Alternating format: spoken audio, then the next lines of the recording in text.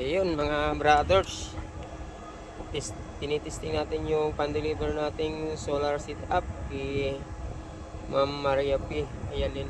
Ayan ma'am, yung ano, yung solar setup niya. Tinitesting.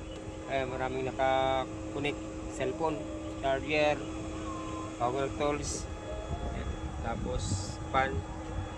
Okay pa yung ano natin. At ang battery natin is 12.6. Nagsaksak pa ulit tayo. Para makita natin kung gaano ka tibay. Yan mga brothers, maraming salamat.